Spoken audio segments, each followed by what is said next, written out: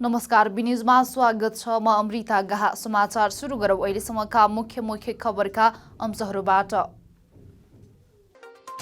शुक्रबार देशभर थप 2909 जनामा कोरोना संक्रमणको पुष्टि। संक्रमितको कुल संख्या 1,89,000 नजिक। सदरमुकाम तमघासमा मादल बनाउनेको संख्यामा कमी। कोरोना महामारीले गर्दा आफ्नो व्यवसाय संकटमा परेको व्यवसायीको गुनासो। स्वरोजगार सिर्जना गर्न धुर्कोटले कृषि उत्पादनमुखी कार्यक्रम गर्ने। हाल फलफुलको नर्सरी क्षमताको अभिवृद्धि कार्यक्रम गरिँदै। र हाल नेपालमा उल्लेखनीय मौसम प्रणाली विकसित नभएको मौसमविदको भनाई। आगामी 3 दिनकै मौसम सफा रहने।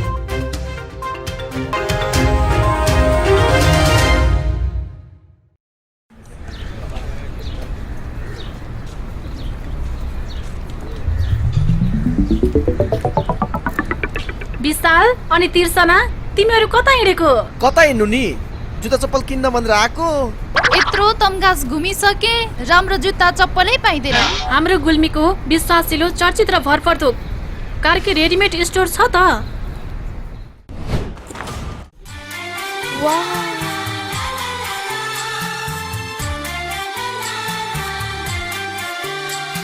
हामी कहाँ Shikhar, royal, rocket, BF, black horse लगायत विभिन्न ब्रान्डका party shoes, sports shoes, school सुजका साथै लेडिज जेन्ट्स तथा बच्चाका हरेक प्रकारका फेन्सी रेडिमेड कपडाहरू, ब्यागहरू थोक तथा फुटकर मूल्यमा बिक्री गरिन्छ। Proprietor Arjun Karki. Phone number 079520636। Karki readymade and shoes centre, Tamghas, Gulmi. एकपटक आएर त हेर्नुहोस्।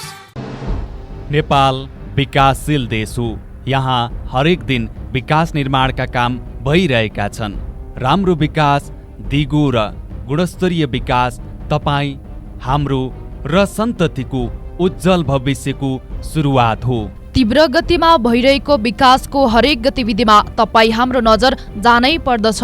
तपाईँ हामीले तिरेको करको सही सदुपयोग हुनै पर्दछ। त्यसैले निर्माण क्षेत्रमा के भइरहेको छ, के कस्ता समस्याहरू छन् र के गर्दा उचित हुन्छ, अब हाम्रो सरोकारको विषय बनेको छ। त्यसैले हामीले लिएर आएका छौँ जनसरोकारको कार्यक्रम।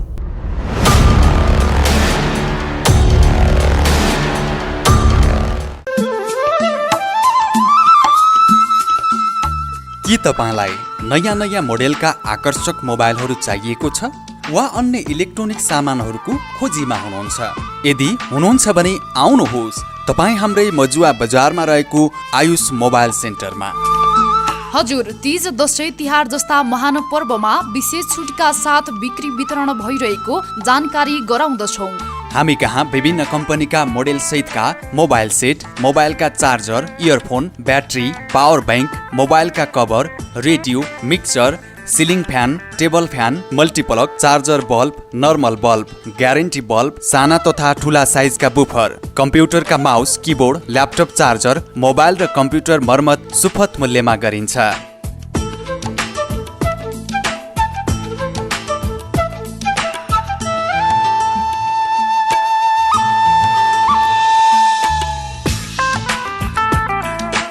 सम्पर्क Ayush mobile computer and electronics, Chandrakot 8 Majuwa बजार, गुल्मी। मूल्यमा ठगिनु पर्दैन, सस्तो र टिकाउ सामान सबैले लैजाउँ।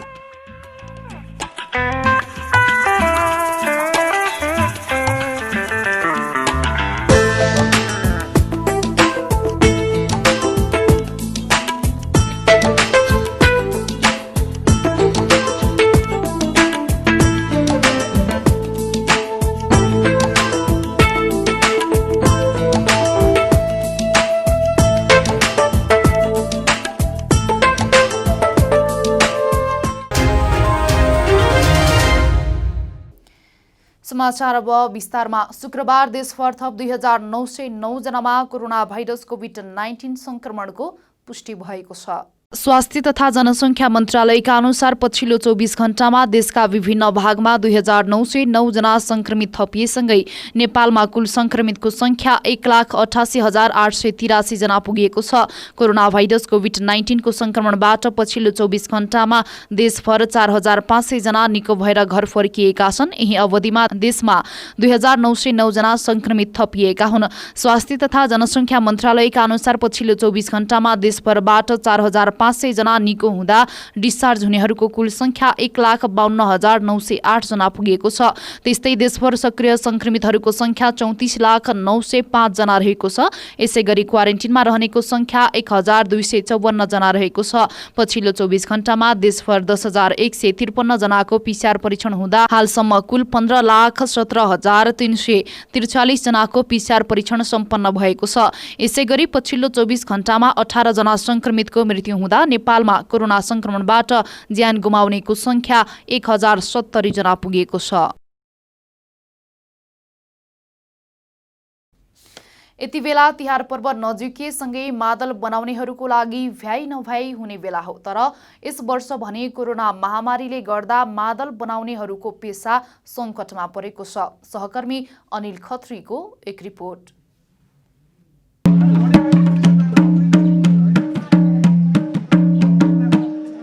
गुल्मीको सदरमुकाम तमघासमा गलकोटे मादल नामले व्यवसाय गर्दै आएका दिलबहादुर नेपाली तिहार पर्व नजिकिएसँगै मादल बनाउनुको लागि व्यस्त हुनुपर्ने समय हो। अघिल्लो वर्ष नेपालीको पसलमा यति बेला मादल बनाउन र किन्नेहरूको भिडभाड हुने गर्दथ्यो। तर यस वर्ष भने विश्वव्यापी रूपमा फैलिएको कोरोना महामारीले गर्दा सुनसान बनेको छ। तीज र तिहारमा धेरै मादल खपत हुने गर्दछ। यस वर्ष कोरोना महामारीले गर्दा आफ्नो व्यवसायमा सङ्कट परेको नेपालीले बताउनु भयो। पहिला बिक्थ्यो 70-80 वटा मैले रिपेयर गरिदिन्थेँ। 100-150 पिस नयाँ मादल जान्थ्यो। अहिले त एउटा नि गएको छैन। होइन तिजमा 10-12 वटा नयाँ गयो। अरू पुरानो 8-9 वटा रिपेयर गरिदिएँ, त्यति नै हो। अहिले तिहारमा त मादल गएकै छैन। बागलुङ जिल्लाको गलकोट हटिया घर भएका दिलबहादुर नेपालीले गुल्मीको सदरमुकाम तमघासमै 8 वर्ष यता मादल बनाउने पसल राखेर मादल बेचेरै वार्षिक मनग्गै कमाइ गर्दै आउनु भएको छ। तमघासमा मादल बनाउँदै बेच्दै आएका नेपालीले यसै पेसाबाट परिवार खर्च चलाउँदै आउनु भएको हो। एउटा मादल तयार गर्न 2-3 दिन लाग्ने गर्दछ। एउटा मादलको सामान्यतया 1500 देखि 2500 रुपियाँसम्म साइज हेरिकन पर्ने गर्दछ।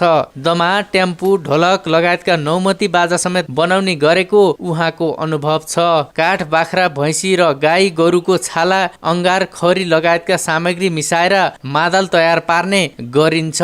मादलको ढुङ्ग्रो बनाउने काठ राम्रो हुनुपर्ने भएकाले गाउँमा काठ खोज्न समय लाग्ने गरेको मादल बनाउनेहरूको भनाइ छ। खिर्रो, मौवा, मलेतो, ख्वारी लगायतका काठको ढुङ्ग्रो बनाउन सकिने भए पनि मौवा र ख्वारीको काठमा स्वर राम्रो सुनिने मादल बनाउनेहरूको अनुभव छ।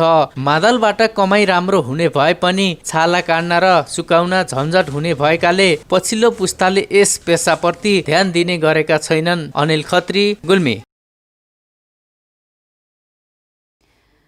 गुल्मीको धुरकोट गाउँपालिकाले बेरोजगारीलाई स्वरोजगार गर्ने उद्देश्यका साथ कृषि उत्पादनमुखी कार्यक्रम गर्ने भएको छ।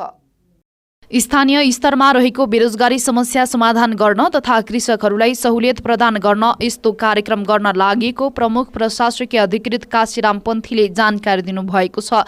चालु आर्थिक वर्ष 2077-78 का लागि प्रदेश सरकारले यस गाउँपालिकालाई स्वीकृति गरेको कार्यक्रम अन्तर्गत कोभिड प्रभावित भई गाउँ फर्केका कृषकहरूलाई उत्पादन सामग्रीहरूमा अनुदान सम्बन्धी कार्यक्रम गरिँदैछ, जसमा तरकारी खेती, फलफूल खेती, पशुपालन, च्याउ खेती, मौरी पालन, कुखुरा पालन, बङ्गुर तथा बाख्रा पालन कार्यक्रम तय भएको अध्यक्ष भूपाल पोखरेलले जानकारी दिनुभयो। साथै हाल भएका फलफूल नर्सरी क्षमताको अभिवृद्धि कार्यक्रम गर्न लागि हुँदा सम्बन्धित कृषक कृषि समूहमा गाउँपालिकाले जानकारी गराएको छ। स्वास्थ्य तथा जनसङ्ख्या मन्त्रालयले कोरोना संक्रमितको निशुल्क उपचार व्यवस्थापन गर्ने विषयमा प्रस्ताव मन्त्री परिषदमा लैजाने तयारी गरेको छ। बिहिबार सर्वोच्च अदालतले कोरोना संक्रमितको निशुल्क परीक्षण र उपचार गर्न आदेश दिएकाले मन्त्री परिषद बैठकमा प्रस्ताव लैजाने तयारी गरिएको स्वास्थ्य मन्त्रालयका सचिव लक्ष्मण अर्यालले जानकारी दिनुभएको छ। प्रतिनिधि सभाको शिक्षा तथा स्वास्थ्य समितिको बैठकमा स्वास्थ्य सचिव अर्यालले संक्रमितको निशुल्क उपचार गर्नु भन्ने आदेशमा पुनरावलोकन गर्न सर्वोच्चले अस्वीकार गरेपछि मन्त्री परिषदको यसअघिको निर्णय मिलाउन अर्को प्रस्ताव लैजान तयारी गरेको उहाँले बताउनुभयो। यसअघिको मन्त्री परिषद बैठकले कोरोना संक्रमित स्वयंले उपचार खर्च बेहोर्नु पर्ने निर्णय गरेकोले बैठकबाटै सच्याउनु पर्ने उहाँले बताउनु भएको छ। सरकारले सक्नेबाट शुल्क लिने र नसक्नेलाई कोरोना परीक्षण र उपचार निशुल्क गर्ने बताएपछि यसको चौतर्फी विरोध भइरहेको छ। समाचारमा पालो भएको छ विश्रामको। विश्रामपछि पुनः उपस्थित हुने नै छौं।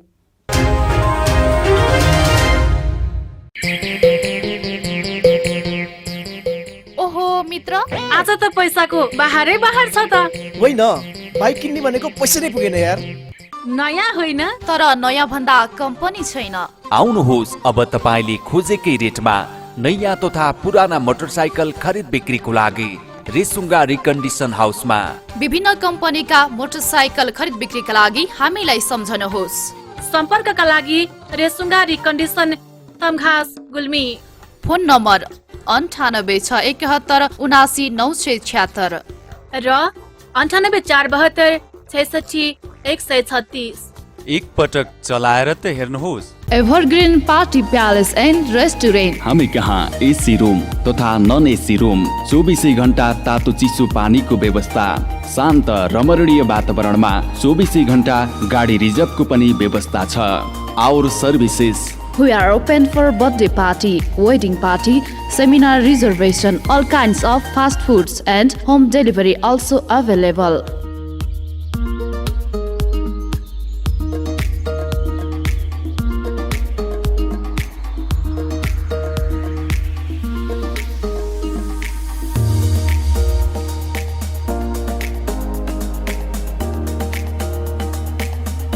Contact number 079520864. Proprietor Javindra Basnet 9857064004. Prakash Basnet 9841972733. Evergreen Party Palace and Restaurant, Resunga नगरपालिका 1 हस्पिटल लाइन गुल्मी, जिल्ला कारागारको ठिक माथिपट्टि।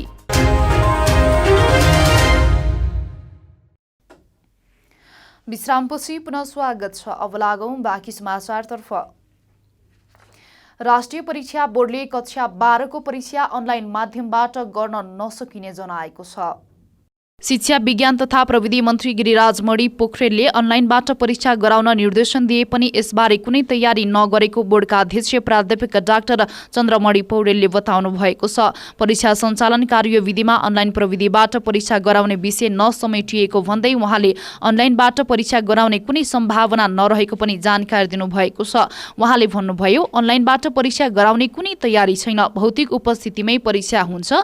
शिक्षा मन्त्रीले प्रश्नपत्र अनलाइनबाट पठाउने गर्नु भन्नु भएको होला। मिडियाले परीक्षा बनाइदिए। अनलाइन माध्यमबाट परीक्षा गराउने निर्देशन बारे बोर्डमा कुनै आधिकारिक जानकारी नभएको पनि उहाँले बताउनुभयो। कक्षा 12 को परीक्षा यही मङ्सिर 9 गतेबाट सञ्चालन हुँदैछ। जल तथा मौसम विज्ञान विभाग मौसम पूर्वानुमान महाशाखाले हाल नेपालमा उल्लेखनीय रूपमा मौसम प्रणाली विकसित नभएको जनाएको छ। महाशाखाका अनुसार हाल पहाडी भूभागमा आंशिक बदली रही बाँकी भूभागको मौसम सामान्यतया सफा रहेको छ।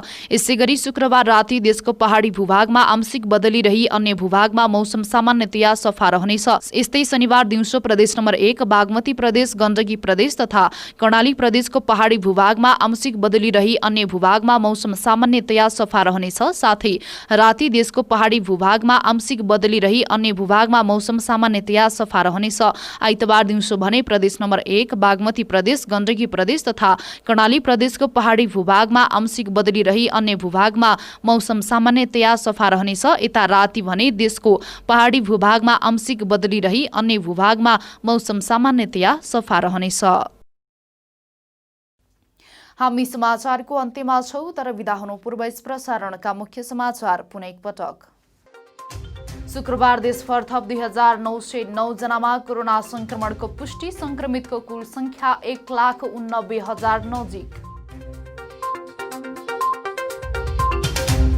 सदरमुकाम तमघासमा मादल बनाउनेको संख्यामा कमी, कोरोना महामारीले गर्दा आफ्नो व्यवसाय सङ्कटमा परेको व्यवसायको गुनासो। स्वरोजगार सिर्जना गर्न धुर्कोटले कृषि उत्पादनमुखी कार्यक्रम गर्ने, हाल फलफुलको नर्सरी क्षमताको अभिवृद्धि कार्यक्रम गरिँदै। र हाल नेपालमा उल्लेखनीय मौसम प्रणाली विकसित नभएको मौसमविदको भनाई, आगामी 3 दिनकै मौसम सफा रहने।